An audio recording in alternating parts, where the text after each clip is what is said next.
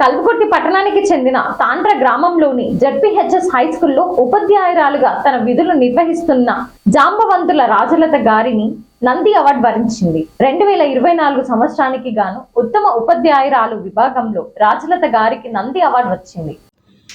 గురువంటే మార్గదర్శి, నిపుణులు, ఉపాధ్యాయులు. గురువు విద్యార్థికి గౌరవప్రదమైన వ్యక్తి. గురువు శిష్యునికి జీవిత విలువలను నేర్పించే బోధకులు. సాహిత్య జ్ఞానంతో పాటు తన అనుభవ జ్ఞానాన్ని పంచేవారు. విద్యార్థి జీవితంలో ఒక ఆదర్శమైన వ్యక్తి, స్ఫూర్తిదాయకమైన వ్యక్తి.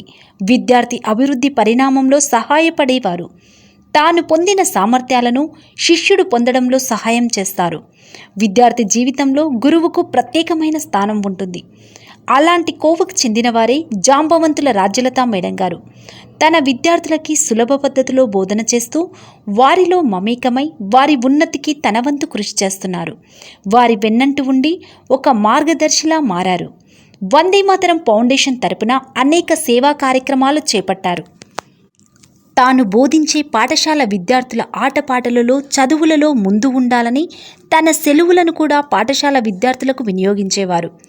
పాఠశాల ఉన్నతికై పాఠశాల గోడలకు రంగులతో మంచి మంచి కార్టూన్లు, విద్యార్థులకు అవసరమైన నీతివాక్యాలు రాసేవారు. క్లాస్ రూమ్స్కి అవసరమైన బెంచీలు, టేబుల్స్ దాతల సహాయంతో వేయించేవారు. నిరంతరం విద్యారంగంలో కృషి చేస్తూ విద్యార్థుల అభివృద్ధికి పాటుపడుతూ తన ప్రతిభను చాటి చెప్పేవారు.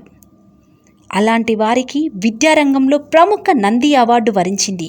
విద్యార్థుల భవిష్యత్తుకై తన వంతు కృషి చేస్తున్న జాంబవంతుల రాజ్యలత మేడం గారికి నంది అవార్డు వరించిన సందర్భంగా మీ టీవీ న్యూస్ తరపున శుభాకాంక్షలు తెలియజేస్తున్నారు.